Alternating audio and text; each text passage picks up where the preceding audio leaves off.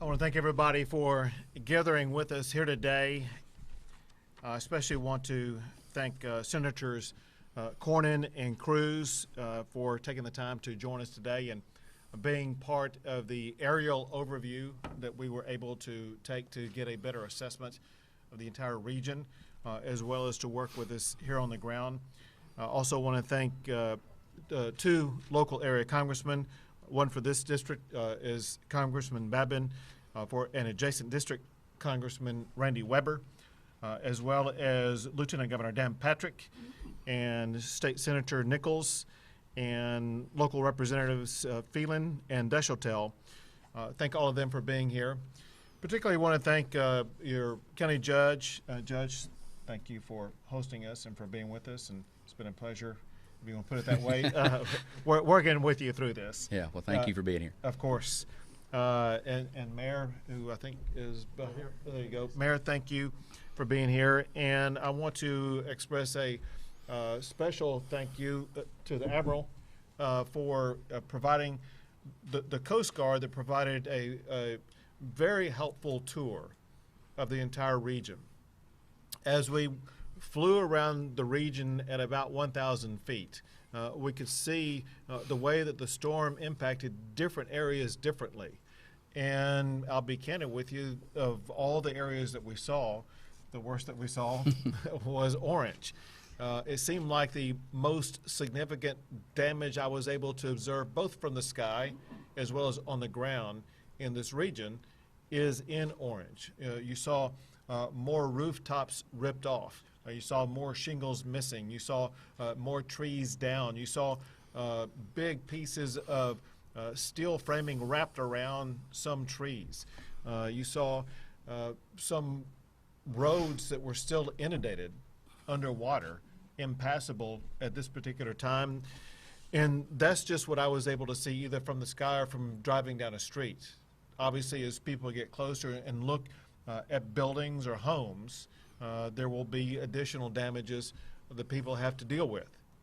That said, as I ask everybody how they feel about working their way through this hurricane, everyone pretty much had the same phrase, and that is, we dodged a bullet.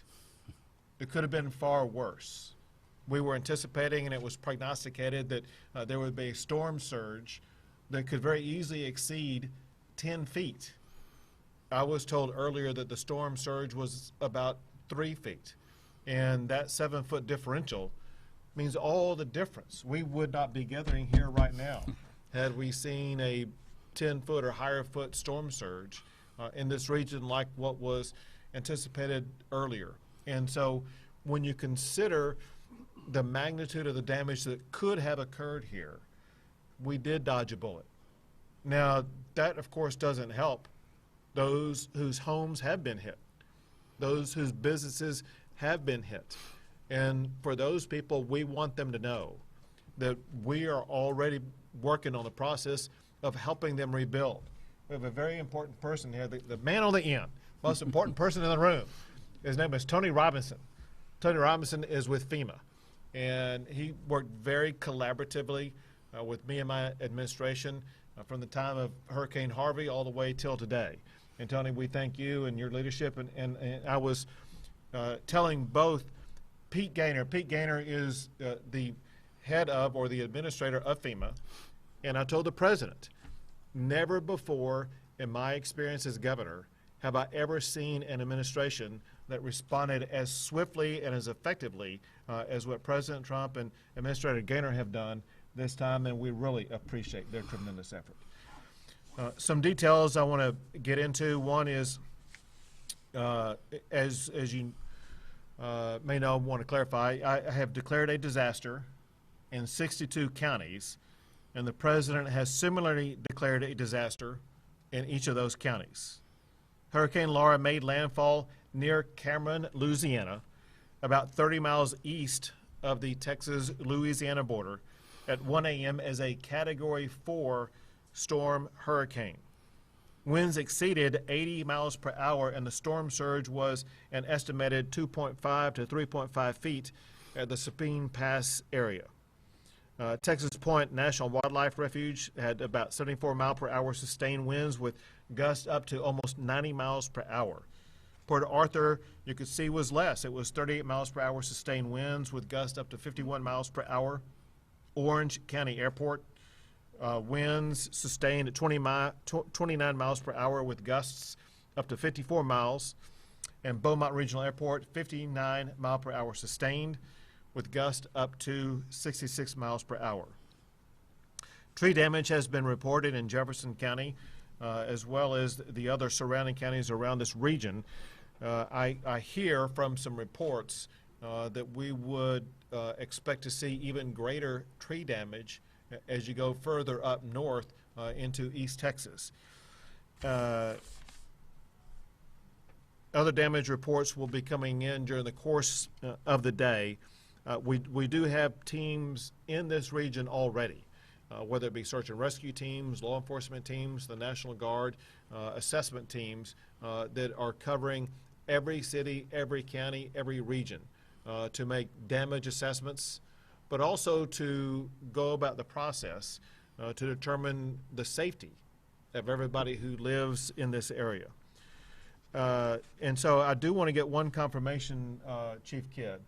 I have from you that Interstate 10 is currently closed at the Texas. That's not true. Check with the Highway Patrol. It's open all the way to the border. On the Louisiana side of the border, they knew we had some damage, and we'll have to check the Louisiana side. We were open all the way through to the border. I-10 is open all the way to the border. By the way, and I did have the opportunity to speak with Governor Edwards of Louisiana this morning, and he was his typical jovial self and was ready to be offering help to Texas. And so he's in good spirits, and I know the people of Louisiana are dealing with challenges themselves right now, and Texas and Texans stand ready to help our neighbors over in Louisiana. Several state agencies, including the Texas Department of Public Safety, Texas Task Force 1, the Texas Parks and Wildlife, as well as the Texas Military Division, are scouring every aspect, every zone of all of the affected areas to provide search and rescue capabilities as needed.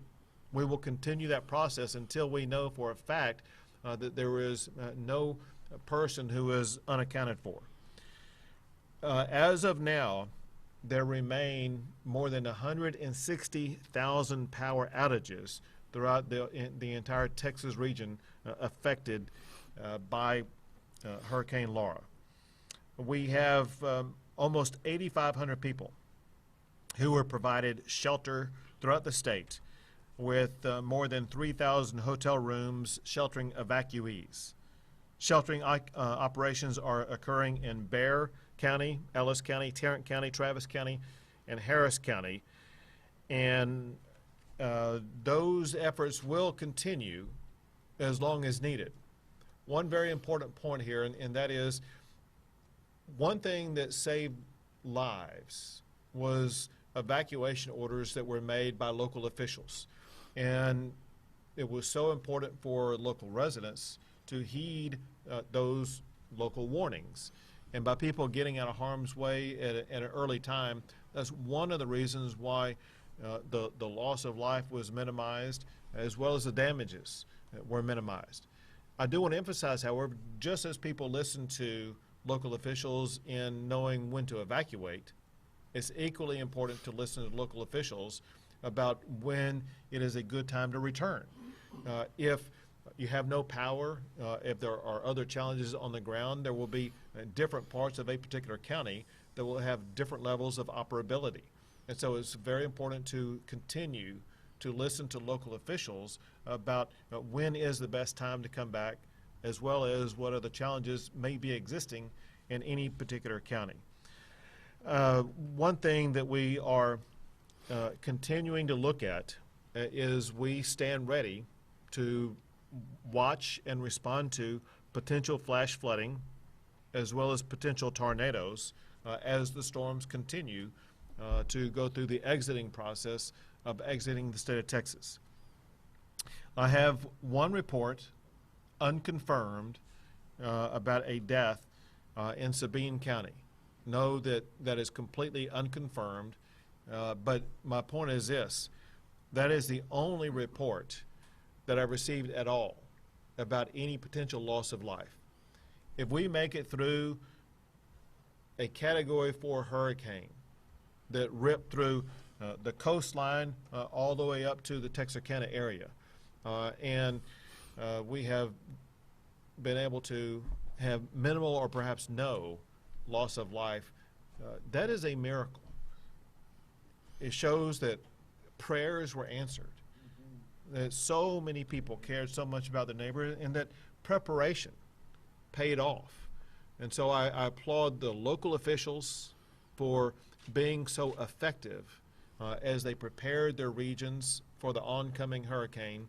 I applaud what they were able to do to stabilize their communities in ways that led to saving lives and saving property and will lead to a very quick recovery. One of those local officials is your county judge, to whom I would like to turn the mic over to at this time. Well, Governor, thank you. We, I think the dodge the bullet definitely fits what we feel here in Orange County as a whole. At probably about 2:30, 3 o'clock this morning, there was it probably felt across Texas a huge sigh of relief as that thing started going east. Now, with that sigh of relief was also some sadness that it was going to our neighbors. We hate to see it go there, and we're going to do all we can to help those folks, just as they came over and they helped us during Harvey and Imelda. Louisiana turned out in force to help us secure our folks over here and from the flooding. I'd like to thank you for your efforts and all the stuff that you've done. Whenever all the phone calls between us and talking about what we needed here, and you've responded extremely well. Thank you for that at the state level. It was that's so important that whenever we ask for those resources and you respond with those resources, Chief Kidd. As well, everybody. We've had a lot of benefit talking to all the ones that are standing behind us throughout this. That without that support, we can't support our citizens, which is our goal, is to make sure that we're giving them the support they need so that they can be safe.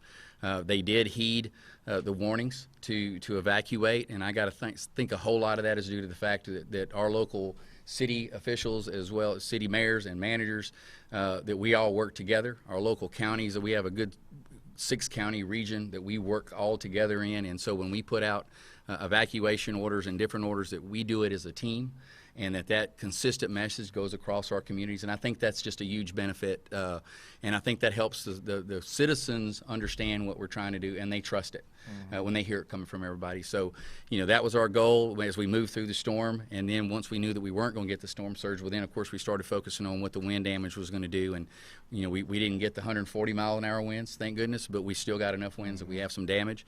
So this morning our assessment teams went out as soon as it got daylight to get out safely. They're out, and our first goal was to get them on the roadways to find out what clearance we need to get on roads, because we knew that people are going to want to get back into town, back to their homes and back to their businesses, and so they were doing that. We should have those reports soon so that we can assess what we need to move to the next day.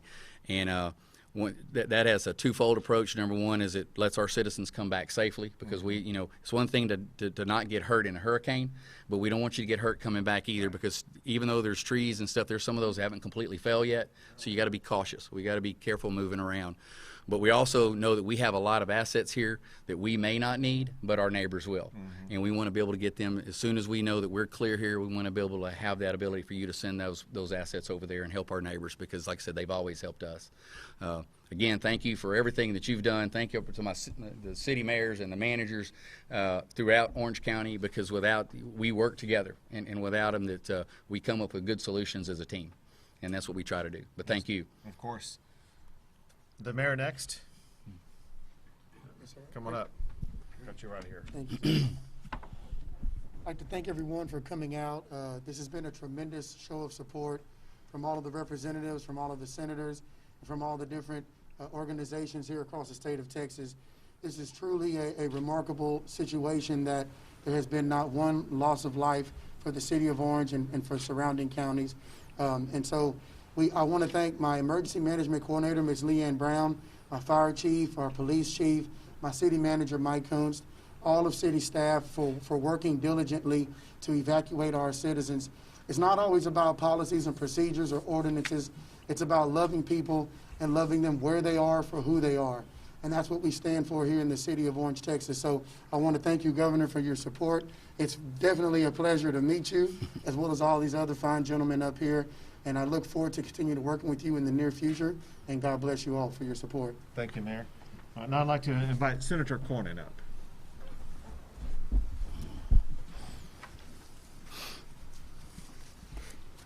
Well, Judge, we celebrate with all of you this wonderful news that we've dodged a bullet, but we know this won't be the last one. And one of the things I like to think distinguishes Texas from some of the rest of the country when they experience natural disasters is the level of cooperation and coordination by different parts of the government. There's obviously a role for everybody to play, the local, the state, and then the federal level, where Texas congressional delegation is working. But one of the rules of thumb I go by is the 5 Ps. Prior preparation prevents poor performance. And I should add another P, Judge, practice, because you've had a lot of practice. And but I just want to congratulate you and Commissioners Court in stepping up on this project that Senator Cruz and the Texas delegation has worked on to enhance the levee system and storm surge system in this part of the state. There's a lot of attention given to the Ike Dike, which is very important, and that's certainly a priority, but we're one step closer as a result of your leadership and county commissioners stepping up to deal with that enhanced levee system that will cover 27 miles in Orange County, but also help some of the surrounding counties to deal with this in the future. So congratulations and thank you. Thank you. Thank you, Senator. Now Senator Ted Cruz. Well, thank you, Governor, and I will say Texans all across the state, Texans here in Southeast Texas are breathing a giant sigh of relief right now. This hurricane could have been much, much worse. We just completed an aerial tour of the region, and the damage is much more contained than prior hurricanes have been. And obviously our hearts are heavy for our neighbors in Louisiana, and we toured some of that damage as well. The damage in Louisiana is significantly greater. But given the magnitude of this storm, it could have been so much worse. And there were a whole lot of prayers that were lifted up across Texas, a whole lot of prayers across the country, and we saw prayers being answered. But we also saw a testament to the leadership we have in the state, at the local level, at the federal level. One of the realities in Texas when it comes to hurricanes is this was not our first rodeo. We have experience with natural disaster, and at this point we have county judges and mayors and state officials and federal officials who have come together and dealt with tragedy from Hurricane Harvey to Imelda to Rita to Ike. We've seen the devastation that can come from natural disasters, and we're grateful that this one didn't bring that same level of magnitude. But one of the reasons that we limit some of that damage is because we have such terrific cooperation at the local level, the state level, the federal level. All of us have been talking to each other, talking to the governor repeatedly, talking to the White House. Yesterday I talked to the Secretary of Homeland Security. You've got the federal government, state and local, all working hand in hand. And for those who were impacted by this, there will be resources and support also from the community, from the churches, from charities. I've got to say at this point, every time we face a disaster or even a disaster somewhat averted, I'm inspired to see how Texans step up and help each other, how Texans help their neighbors, help them out of harm's way, help clean up the mess and help them get back on their feet. And Judge, it's powerful to hear, but it's exactly the Texas spirit that even though there are folks hurting here, that one of the first thoughts is we're going to help our neighbors in Louisiana, because I think that's who we are as a state, and that's who we are as a nation. Thank you. Now we'll call up your local member from the United States Congress, and that is Brian Babbitt. Thank you, Governor. I really appreciate it. Thanks for being here. Absolutely. When the chips are down, you bring your team. And like was just said, well, this is not our first rodeo. Orange County has borne the brunt of a lot of hurricanes. Our county judge and his commissioners, our mayors over here in Orange County have done a bang-up job. And this won't be the first time I've worked with Tony Robinson either. Everybody in this room that's a hurricane veteran, raise your hand. Just about everybody here. Our law enforcement, our first responders, just want to say thank you. It's been something that people, when they say you have an unsurvivable 20-foot storm surge and you've got 150-mile-an-hour winds, Category 4, a lot of people evacuate. I evacuated. I got out late last night and came back in this morning, and I can tell you that it was very. I can't say I take great pleasure in looking because I saw a lot of roofs off, a lot of damage out here. But let me tell you something. For what we've seen in the past, we have definitely dodged a bullet. And so I just want to say thank you for you being here. Thank you to all the folks that have worked hard, and we really appreciate it. God bless. And we're going to help our. I've got a lot of kinfolks over. Babin's a Cajun name, and I got lots of kinfolks over there across the Sabine River. And they've come over here and helped us numbers and numbers of times. And so this will be an opportunity for us to go over there and help them. Brian, if you're Cajun, are you serving lunch? Well, my wife knows how to cook that stuff. I guarantee we'll have that arranged. Speaking of neighbors, we'll bring up your neighboring Congressman, Randy Weber. Well, thank you, Governor. I don't have a lot to add. I'm here to support. We've got District 14 to the east. And since Brian's doing lunch, y'all are all invited. Just want to make that clear. We need a name for our great Texas spirit. We had the Cajun Navy come in during Harvey. How many of y'all remember that? Mm-hmm. And so that was an embodiment of the spirit of neighbors helping neighbors. In fact, I coined a phrase back then. They did things we didn't think could be done, Governor. I called it Cajuneering. And so we need a phrase for Texas, whether that's Texas tough folk or whatever. I'm here to support with hats off to all of you. I've watched our great governor, our great senators, our great delegation come together, FEMA, the county people, the local people, cities, and I tell you what, my first hurricane was in 1961, Hurricane Carla. I was 8 years old. I'm almost as old as Dr. Babin. Don't want to out him. And I've been through a lot of hurricanes. I've never seen this much coordination. I've never seen this much FEMA help. Thank you, Tony, for jumping in. The president being ready to jump in. The governor working with the president, with the locals. We've got it going on in Texas. We know how to handle these hurricanes. Lord, are you listening? We don't need no more practice. And so I want to say thank you to all for all of you've done. Our first responders, we really think the world of y'all. We really love being in Texas. We really love what's happening right here, right now, because of the love poured out and the help we're going to get. Thank you all very much. We appreciate y'all. You bet. And now coming up is someone who helped both in the preparation, for the hurricane, as well as someone who'll be heavily involved in the response, is Lieutenant Governor Dan Patrick. Thank you, Governor. As everyone has said, no one does this better than Texas. No one works better together in government at all levels.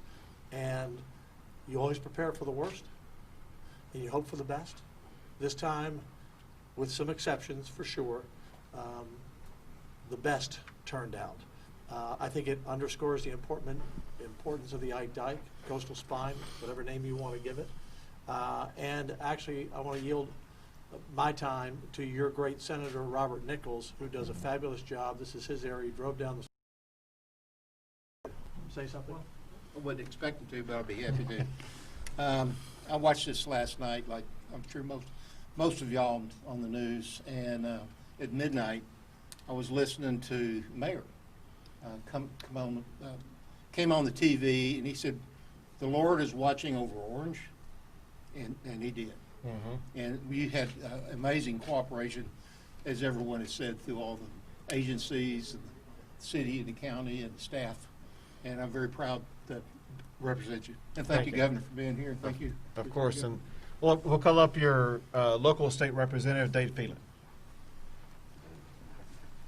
Thank you, Governor. Appreciate it. Thank you all for being here. I just want to thank Chief Kidd for having a plan. Plan works. We're getting used to that plan down here, and it happened during COVID, and we were able to follow all the CDC guidelines and evacuate, and hopefully come back stronger as usual. One sobering fact: last night I was watching the news. I was reminded that the Gulf of Mexico is the warmest body of water on the planet right now, which means we'll use that plane again probably before the season's over. So, local law enforcement, mayor, county judge, thank you all so much, and I echo that to Jefferson County as well with Judge Brannick and all the EOCs that just did a phenomenal job, and it was a well-oiled machine, unfortunately, because we're got so good at this. But thank you all again for being here, and I appreciate the support. Sure. And then your neighboring representative, Representative Deschantel. Oh, thank you, Governor, and thank you for coming so quickly, as you always have in the past when we've had these emergencies. We've got to work together with this crew, and Chief Kidd is just right there. He even calls me to say, do you need anything? I mean, that's really a coordinated effort, as everyone has said. It's a group that has worked well together, and it benefits our community greatly. Okay. Thank you. Thank you. And then last is the Chief of the Texas Division of Emergency Management, Nim Kidd. Thank you, Governor. Mayor, your words are very powerful this morning. Two words I'd like to add to it: courage and leadership. And I want to thank you and the judge for the courage and the leadership. It is not easy to make the decision to mandate an evacuation. State law in Texas puts that squarely on the responsibility of your mayor and your county judge. There's a lot that goes into that planning, that decision-making process. It is always the right decision to have a coordinated and orderly evacuation when faced with the circumstances they were faced with. My hat's off to you. We're here to support you. We had a great plan. We had a good response. We will have a swift recovery. And as Chairman Phelan said, we're not out of hurricane season yet. This is not the time to high-five and go home. This is the time to double down and get ready for the next one. Very good. We'll take a few questions. Governor, can you talk a little bit about preparations for the next storm? Talk about the ice dike. Any other coastal protections for our communities? First, when it comes to preparation, we need to always replicate what we did this time. Preparation means acting in advance, and under the leadership of Chief Nim Kidd, as well as an entire team. We had previously staged National Guard, Texas Division of Emergency Management, Texas Task Force 1, as well as the Texas Parks and Wildlife officials, as well as lining up 15,000 people who can restore power to the region, and the list goes on.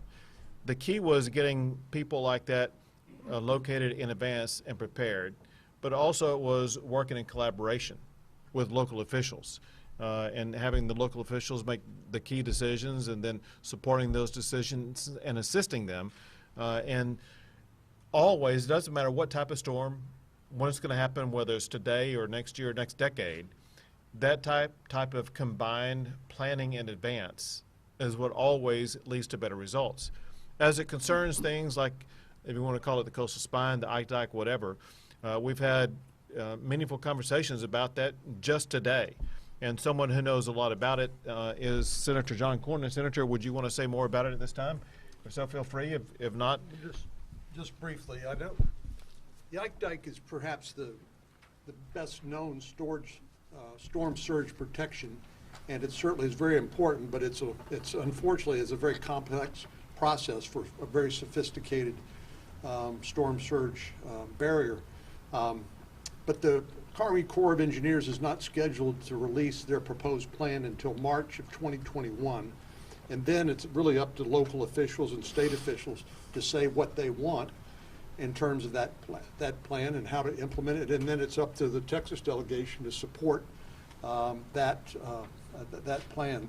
I would just repeat that we are close to turning dirt over, Judge, right? Yes, on sir. a $3.9 billion storm surge protection plan, which with the good work of the Lieutenant Governor and the Texas Legislature and the Governor, hopefully will allow Orange County to benefit from an additional, I think, basically 27 miles of an enhanced levee system, which will help. So Ike Dike is important.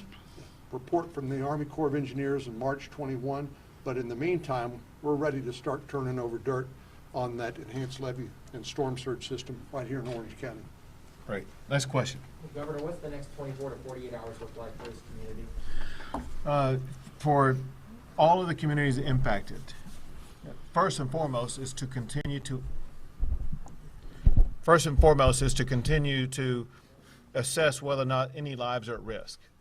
Saving lives is job number one, and we will have teams throughout the entire affected region making sure that every life is safe.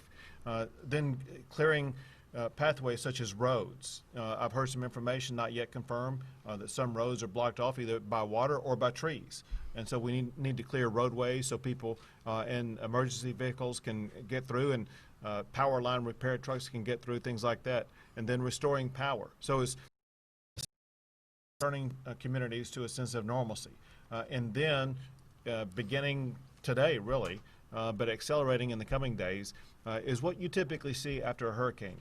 One is getting prepared for debris removal. And the other is assessing the extent to which damages may qualify for FEMA relief, if not using other strategies to make sure that the relief that's needed is provided. We do strongly urge everybody who has any insurance, please call your insurance agent today, tomorrow. Call very quickly. That's what they are there for, is to make sure they will respond to your insurance claims. Did you want to add to that? Looked like you did. Oh, no, Okay, I'm good. good. All right. You're covering it all. But that's what it looks like. Is there an expectation of when power in certain areas is going to be restored? I'll let Chief Kidd answer that. So the power companies are out doing assessments right now. Power that goes typically from the generation station or the power plant on the high and heavy transmission lines, those take the longest to repair. They'll assess those damages, and when you have your high voltage transmission lines, you can be several days before they get that infrastructure rebuilt. Power coming from the distribution station to the houses is usually faster to go up. So they will be working on several of those at the same time. Very important, though, for people that are without power, please do not use a gas-powered generator inside your home. Carbon monoxide is the #1 killer of families whenever it comes to times like this. So be very careful about how you're powering your home if you do not have power. And again, another excellent reason to listen to your local officials of when it is safe to come back. They are the closest to the ground of where the work is being done and will know best of when it's time to open back up and allow people to come back inside. So we're talking weeks. I would not say we're talking weeks yet. I think we need to wait until the power companies come back and give us the assessments of the timeline. But everybody up here is committed to make it go as fast as humanly possible. Governor, COVID's obviously still a big issue. Can you talk about anything that you guys learned in preparation for COVID and a hurricane at the same time? So we prepared in advance of dealing with COVID and a hurricane before Hurricane Hannah. And so this was our second experience of dealing with both a hurricane as well as COVID. And there were several strategies that were used both times. Different from hurricanes and non-COVID times, we did the best we could to have families who had to evacuate locate in hotel rooms as opposed to large congregate settings, so they would not be in a setting where they would more easily transmit COVID-19. To assist evacuees as well as to assist local communities, we provided a tremendous amount of additional PPE, hand sanitizer, things like that. For people who were located to other regions, if I understand it correctly, they were provided, if needed, a COVID-19 test. Is that correct? Yes, Governor. Everywhere we had a congregate shelter, we will make COVID testing available in that So shelter. everyone in a congregate shelter will have access to a COVID test to make sure that they have not been exposed. But strategies that we've learned have proven to be effective, because if you look in the aftermath of Hurricane Hannah through the Nueces County, Corpus Christi region, all the way down to the Rio Grande Valley, 3 weeks after that, the number of people testing positive as well as the number of hospitalizations began to decline. So it showed that the people in those regions handled well the combination of COVID and a hurricane, and I have no doubt the same will be true here. Governor, as far as those evacuees that were transported by city governments in the county and are in these outside the county now in these shelters, how will they know, how do they get back? What's the plan as far as returning them home? And obviously, it's when it's safe to come home, but how will you all do that? Sure, I'll have Chief Kidd answer that question. Yes, sir. So thank you for letting us get this message out again. When the local officials make the decision that it is safe to come back, the same transportation methods that were used to evacuate will be available to return or repatriate those citizens back to their homes. It's just a flipping of the process. It'll be the same buses, or however we moved them will be the same way that we bring them back. And it'll be important that they pay attention to their local government websites and in communication on their Facebook pages, because that's when they'll know that it's safe to come back. 2 more questions. Any rescues, any fire call-outs, law enforcement action, anything like hospitalizations? I turn to the mayor and the judge here. Last night, after the cutoff time where the winds reached a certain level, we did not want to send our officers and first responders out into inclement weather. We had a few that called in the midnight hour, but we weren't able to respond to that. Since then, this morning, we have not received but maybe 1 or 2 that were having problems with breathing and things of that nature. But the biggest issue is that right now, no loss of life. That's the greatest thing. And I thank my Lord and Savior, Jesus Christ. Because without him, none of this was possible. So I praise God for what he did for us. Last question. Great. Thanks, everyone. Thank you all. Thank you again, Governor. I really appreciate it. Absolutely, you're doing a good job. Well, like I said, having a good team helps, and I got a good one. It's good and bad having experience in doing it. Yes, sir. Yeah. It's good that you have it. Well,